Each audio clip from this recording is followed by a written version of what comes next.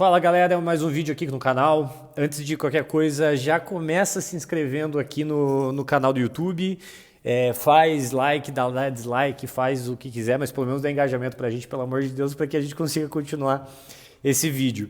Hoje eu tô fazendo o terceiro vídeo do canal e hoje ele vai ser um pouco mais instrucional. Eu vou trazer um pouco mais de informação prática de como que a gente faz hoje.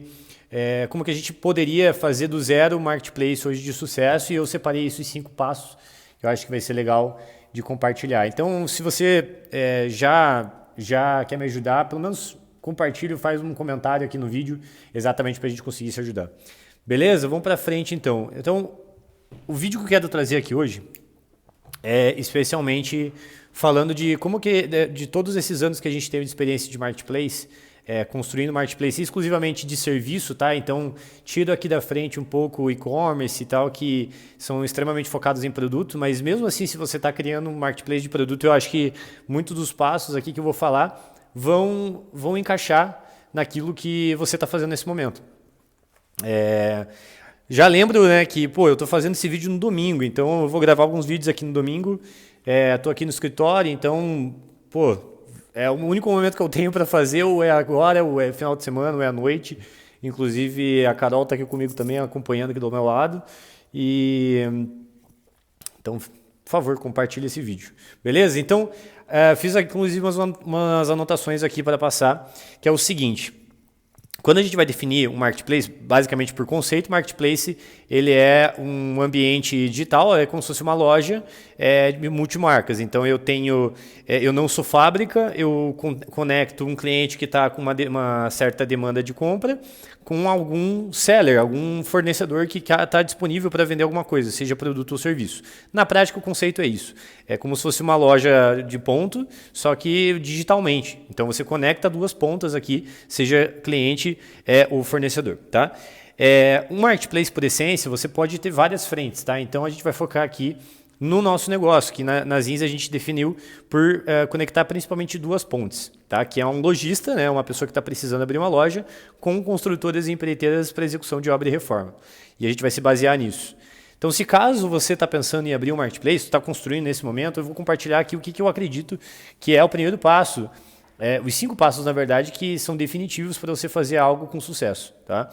Então, a primeira é que definitivamente você tem que entender. Parece bobo o que eu vou falar, porque todo mundo meio que fala, umas paradas meio de coach, meio de livro tradicional. Mas necessariamente você precisa entender exatamente quais são as dores das duas pontas.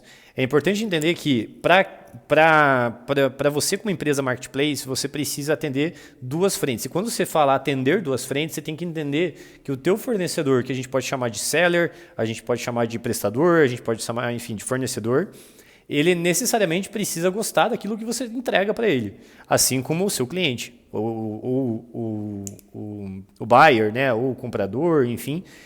Necessariamente você precisa entender que as duas pontas são seus clientes. Então, quando a gente entende que as duas pontas são seus clientes, você tem que ter uma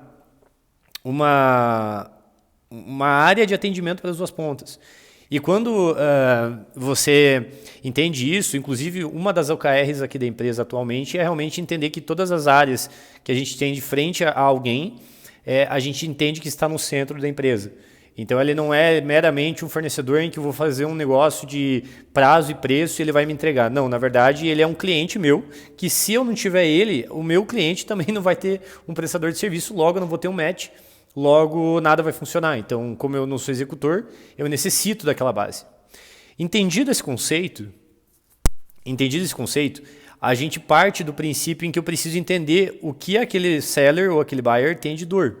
No nosso caso, vou dar um exemplo, tá? No caso das Zins, a gente entendeu que para o cliente, acho que é relativamente fácil de entender isso, ele tem várias dores aqui, principalmente de segurança. Então, imagine você que vai fazer uma reforma na tua casa, vai contratar um empreiteiro, esse empreiteiro é indicado por alguém, você confia, dá um dinheiro à frente, esse empreiteiro pega o dinheiro e some, você fica sem resguardo, já era o dinheiro, vai ter que contratar alguém. Então, na base, na essência, a dor do cliente das Zins é aquele cara que já sabe que, por prática, sabe que o mercado brasileiro existem muito mais prestadores ruins e que, necessariamente não de má qualidade, mas que também pegam o dinheiro e somem, enfim.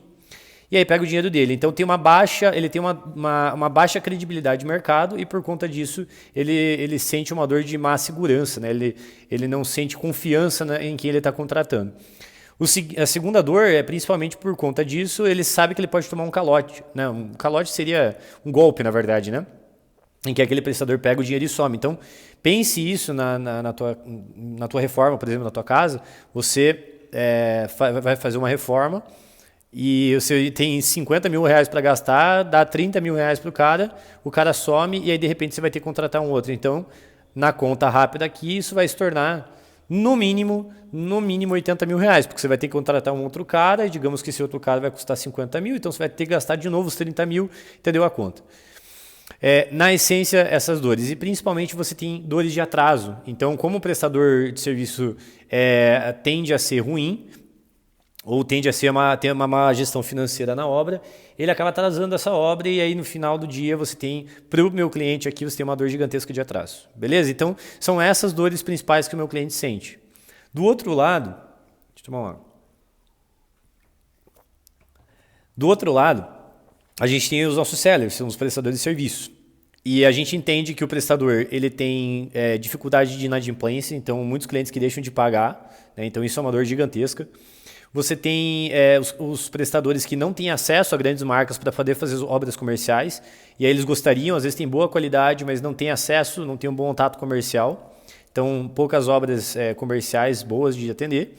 E também tem um terceiro ponto aqui, que por não ter projeto, ele sente essa dor de mercado de ter que fazer o tempo todo obras pingadas. Sabe essa obra tipo, vem aqui fazer uma pintura na parede, ou troca a parede, enfim. E aí, quando você tem um escopo melhor definido, isso se torna uma obra mais agradável de trabalhar, uma obra mais rápida. Beleza? Eu entendo a minha dor. Então, entendo a dor dos meus usuários. Então, entendendo a dor fica mais fácil de como ir para o próximo tópico.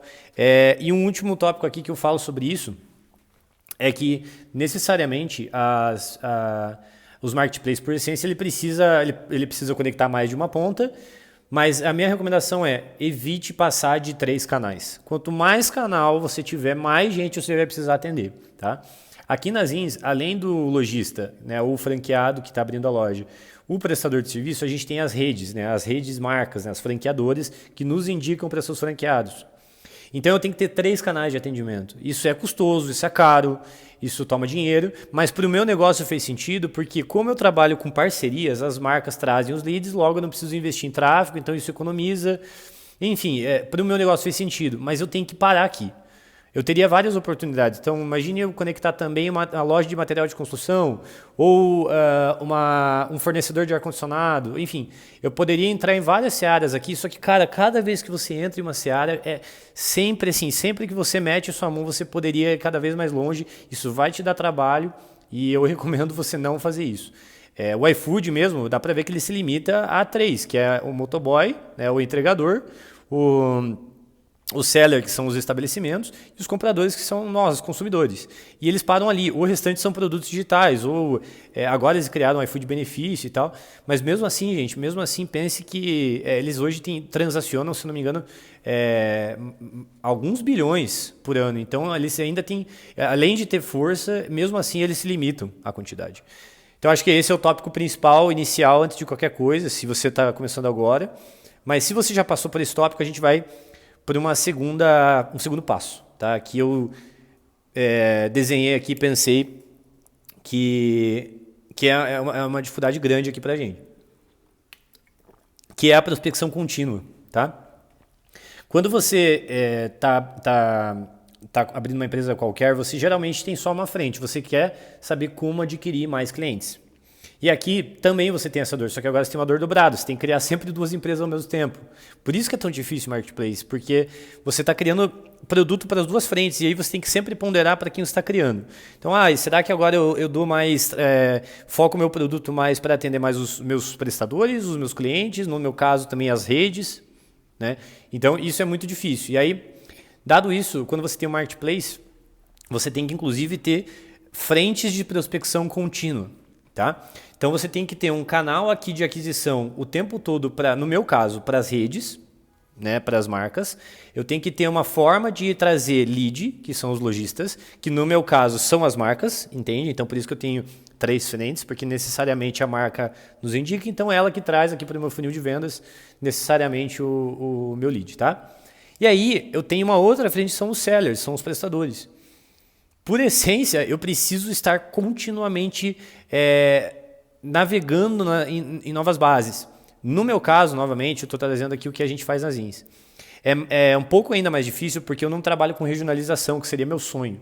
Se você vai fazer um marketplace agora, eu pensaria necessariamente em um marketplace que tivesse crescimento regional. Não tivesse... pode ser um marketplace online, né? Tipo um produto que envia o Brasil inteiro, beleza. Mas no meu caso, que é serviço, o ideal é que fosse realmente crescimento regional. Que a gente poderia chamar de espiral. Então você define uma região e vai crescendo em espiral. Né? E qual que é a vantagem disso? Porque daí você ataca apenas aquela base. Para adquirir seller é mais fácil. Então você vai no Google Maps, você vai no... você tem algumas ferramentas. Aqui nas ZINs a gente usa a ferramenta, meu Deus, Redrive. Tá? A gente utiliza o Redrive, que nos auxilia na prospecção de prestadores de serviço. Só que como a gente faz obra do Brasil inteiro, a depender de onde as franquias estão crescendo, isso faz com que a gente tenha que ter uma capilaridade de prestador contínuo o tempo todo. Então, do nada, sei lá, uma Go Coffee está sendo aberta em Paraupebas, no Pará, ou está sendo aberta uma unidade em Manaus, e aí você não tinha prestador em Manaus. Então, a gente teve que criar aqui uma roda que gira o tempo todo e que, se precisa de algum prestador para amanhã, eu consiga. Então, esse foi um desafio nosso, tá? E você precisa entender como achar o seu. Se você tem a possibilidade de fazer regionalmente, seria lindo, porque daí você consegue o tempo todo construir uma força grande na sua região. Por exemplo, eu estou em Curitiba, e só trazer cada vez mais prestadores melhores e gamificados. Aqui não, tem que trazer o tempo todo prestadores novos em regiões novas que não nos conhecem, e isso é muito foda de fazer. Tá? Para não ficar o vídeo muito longo, eu vou me limitar um pouquinho a falar tudo como eu faço a prospecção nas ZINs, posso contar aqui. Mas na base a gente faz prospecção outbound. Então, eu preciso de prestadores em Manaus. O meu time de prestador de serviço de homologação manda uma campanha de e-mail, manda uma campanha de WhatsApp para aquela região, através de CNPJs que a gente tem hoje na Receita, divulga a necessidade que a gente está abrindo e eles começam a entrar em contato com a gente, onde a gente fez uma IA. E essa IA faz o cadastro inicial e depois passa para uma homologação humana, daí um atendimento humano, para fazer uma homologação final com os prestadores. Tá? Talvez eu possa fazer um vídeo só para falar de prestadores, só para falar de sellers. Tá? Feito isso, os caras começam a ficar homologados. Só que agora eu preciso ter base aqui de cliente. Então você tem que ter uma força de marketing também e vendas para que essa base aqui da minha esquerda, ela traga também necessidade de demanda para essa base que está entrando. Isso é muito complexo, porque você tem que ponderar. No meu caso, eu abri mão, tá? E por isso que ter um crescimento regional é melhor. Eu abri mão de saber que às vezes eu vou cadastrar um prestador em Paraupebas unicamente para uma obra. E isso é terrível. Isso é um desafio hoje, atual, nosso, de, putz, cara, eu acabei de fazer um esforço gigantesco, que eu acho que me custa, se eu não me engano, em torno de, acho que R$30, tá? Hoje, fazendo uma conta média ponderada, eu gasto em torno de R$30 por homologação, tá? Imagine eu gasto R$30 para uma homologação naquela região, aquele cara não fez a obra ali, ou até fez a obra, mas acabou a obra, não tem mais necessidade de obra naquele local. Então esse é um desafio muito grande para você que tem um marketplace. Você que tem um marketplace sabe disso, e conseguir ponderar essa quantidade de demanda versus a oferta, ela é muito gigantesca. Esse é um grande calcanhar de Aquiles dos marketplaces também, que é manter essa base engajada. E aí a gente vai para o terceiro tópico, o terceiro passo, que é exatamente a retenção, tá, e engajamento dos sellers. Você precisa ter uma forma, beleza, você conseguiu trazer uma prospecção contínua dos sellers e dos buyers, certo? Mas agora você precisa fazer com que essa base se mantenha engajada. Então é necessário, por exemplo, para os estabelecimentos, os restaurantes do iFood, se mantenham no aplicativo. E aqui nas ZINs é a mesma coisa. Eu preciso fazer com que a minha base se mantenha engajada para que quando vier uma nova obra, primeiro que ele saiba atender, que ele tenha interesse em atender e ele queira ofertar o negócio dele. Lembrando que aqui na Zins a gente não cobra nada pelo cadastro, tá? Isso é outra coisa que a gente abre mão. Porque como eu preciso abrir muitas frentes ao mesmo tempo, muitas cidades ao mesmo tempo, eu preciso que a base ela não tenha uma oneração para o meu usuário. Então eu tenho mais interesse que ele adentre do que saia. Se você tem um crescimento regional, você pode cobrar, inclusive, para ter esse acesso, já que você tem demanda regional o tempo todo. Isso seria maravilhoso. No meu caso, não. Voltando aqui, então, como o meu usuário não paga, eu preciso uma das estratégias é fazer com que eles paguem, mas paguem porque estão sentindo que estamos gerando valor contínuo, e esse é um desafio nosso grande. A gente precisa entender como manter esse cara engajado. E aí, cara, é um trabalho de dia sim, dia sim. Como é que a gente faz isso? Obviamente, publicando as obras, mandando e-mail para todo mundo toda vez que a gente publica a obra, ou seja, as demandas, né? Eu tenho que o tempo todo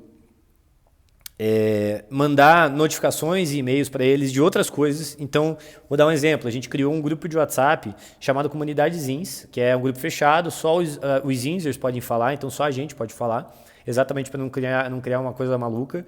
Hoje está com mais ou menos 400 prestadores hoje que estão na comunidade de forma orgânica. E a gente criou um grupo de WhatsApp fechado que a gente manda notícias. Ou manda notificação de uma nova obra, ou manda, temos uma novidade, entendeu? Então a gente cria essa forma de ficar mais próximo deles. Mas mesmo assim a gente sentia uma dificuldade gigantesca, que era, putz, cara, mas eu ainda sinto que... Cara, dá vontade de burlar a plataforma, não sinto tanta vontade assim de ficar com vocês. Sim. Então o que a gente criou? A gente abriu um canal. Toda segunda-feira, às 9 da manhã, a gente criou um negócio chamado Café com os Sócios, onde toda segunda eu ou um dos sócios faz uma ligação de... Aí a gente fecha a agenda de 1 hora, mas geralmente dura de 30 a 40 minutos.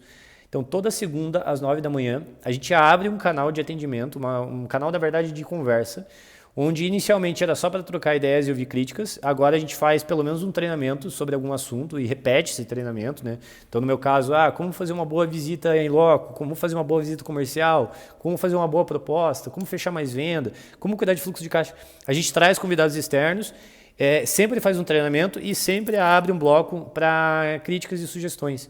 Tá? E é sempre as mesmas perguntas, sempre as mesmas dúvidas, e eu faço com o maior carinho, porque isso faz com que eles se aproximem, eles falem, putz, o Yuri eu conheço, putz, o Gustavo, eles podem ter a crítica que tiverem do negócio, mas eles se sentem mais parte do negócio. E quando eles se sentem mais parte do negócio, eles querem cada vez mais construir junto. E aí você vê outras plataformas aí que não fazem isso, aí eles, cara, quer saber que se foda, porque se lá eu quando eu falar alguma coisa os caras não vão me ouvir, eu quero quem vai me ouvir. E é verdade isso. Então a gente entendeu isso. Isso veio inclusive de uma dica que eu conheci o Sandro, que é uma franquia, a Mart for You, é um dos sócios lá, que falou que fazia com seus franqueados, e eu adorei a ideia, é uma coisa barata de fazer, gera um baita engajamento, tá? E por fim, além das coisas que a gente também tem que construir além de produto, isso eu não vou bater tanto, porque é o que tem que ponderar entre buyer e seller. Você também tem que definir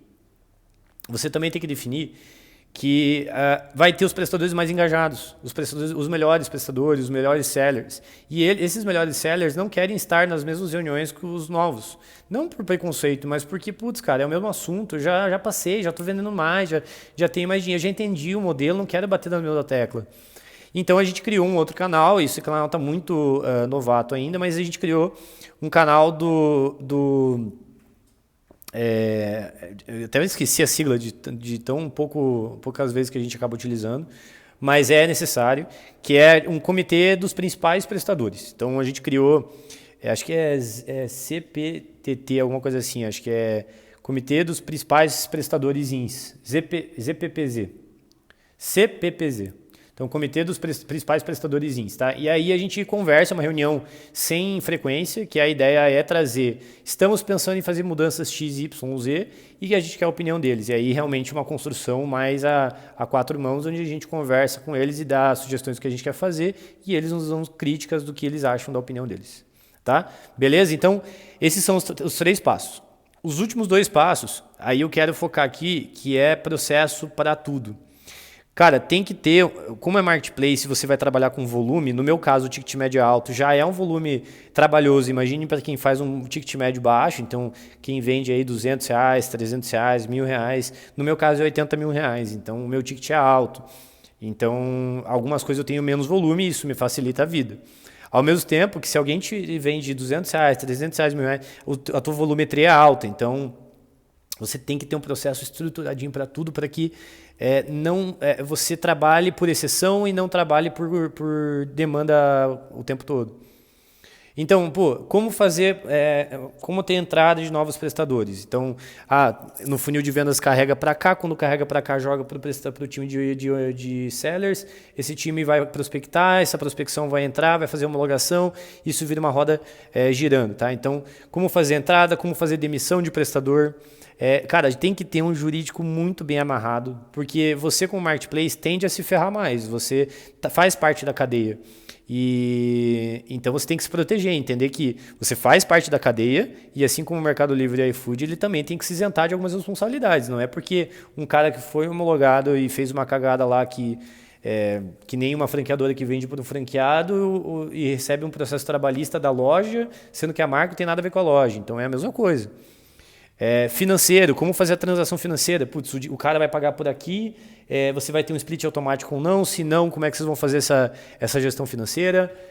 Atendimento, no meu caso, a gente já tentou fazer chamadas, então a gente já tentou fazer um WhatsApp para seller, um WhatsApp para cliente, um WhatsApp de obra, não deu certo. Qual foi o que mais deu certo? O que mais deu certo foi fazer um WhatsApp de prospecção, um WhatsApp para quem já é homologado, tá? Para mandar oportunidades novas. Um WhatsApp para atendimento dinâmico da obra, então não é separado mais. Então, quando fecha uma obra, entra-se um único número que atende as duas obras. Então, aqui dentro das ZINs não tem chamado. Tá? Não tem chamado, aquele negócio do Zendesk, sabe? Tô com um problema aqui na minha contabilidade, eu abro um chamado para ser atendido. Não tem, porque eu dependo de um dinamismo. A obra dura 3 meses, 2 meses, então é um dinamismo muito contínuo ali. Então a gente já testou fazer isso e esse foi o melhor até agora. Então a gente faz um grupo de WhatsApp, tem um único canal, o prestador fala com esse canal, o cliente fala com esse canal, a marca pode conversar com esse canal também. E por fim nós temos atendimentos aí a consultor para as marcas. E aí não é um atendimento oficial, mas sim nós temos consultores para as marcas, né, que são os farmers ou hunters. E aí sim eles fazem ativação comercial e atendimento também exatamente para manter a marca mais engajada. Como é um B2B maior, mais como se fosse um atendimento mais high level, vamos falar assim, eu preciso da pessoa saber com quem ela está falando, né? Não um canal oficial padrão, não padrão, tá? E por fim, aqui eu acho que não menos importante, mas eu coloquei por último, porque eu acho que não menos importante, mas eu acho que tem um peso menor, porque é a tecnologia. A tecnologia, ela só vai existir depois de tudo isso, cara. A tecnologia no marketplace, sinceramente, vocês podem até discordar de mim, a tecnologia no marketplace, ele serve unicamente para trazer performance para aquilo que já existe. E ponto. O produto no marketplace não é o teu site, não é a sua plataforma. O que faz o marketplace ser o marketplace é uma base sim tecnológica, sim, mas a base tecnológica é uma das pontas, mas principalmente o que faz gerar valuation para você é a comunidade e os clientes. E o processo, né? E essa regra de negócio. Diferente de SaaS, né? SaaS tem uma questão muito mais tecnológica. Aqui não. Tá? Aqui não. Você pode criar essa ponte aqui mais para frente, quando você já tiver um negócio muito mais estruturado e que está girando. Por hora, teu marketplace não é o teu produto tecnológico, então para de focar nisso. Não adianta ter 10 desenvolvedores e um cara atendendo os seus clientes. Você está maluco se você fizer isso. Está maluco. Então você precisa entender que a tecnologia ela vai ser enzima e vai ser uma ponte para que todo o restante funcione melhor. Mas ele não é o core. Quando você entende isso, cara, muitas das coisas melhoram na sua vida porque você primeiro quer melhorar essas outras coisas. E aí você coloca tecnologia para tornar essas outras coisas mais fáceis. Tá? São esses os 5 passos. Eu acho que acabei estendendo mais do que eu devia. Acho que vai ficar um vídeo longo, mas eu achei que seria um vídeo de conteúdo massivo que eu gostaria muito de compartilhar e queria trazer um passo bônus, vamos falar assim, um sexto passo, que é, cara, é a crença. Você tem que ter, você tem que acreditar naquilo que você está fazendo. E marketplace é muito difícil, eu acho que isso para qualquer negócio, mas marketplace é muito difícil porque, cara, você está criando 2 a 3 empresas ao mesmo tempo, é muito doloroso, é muito difícil, é cansativo. Então, eu acho que assim, se você só vai dar certo se você acreditar mesmo naquilo que você está fazendo. A maior parte das vezes você vai pensar em desistir, então vai pensar em não fazer, porque vai acontecer problemas ao longo dessa jornada, problemas que não dependem unicamente de você, inclusive depende muito mais desses terceiros. E aí você fica mais puto ainda, porque esses terceiros às vezes fazem cagada e aí acabam levando sua marca junto.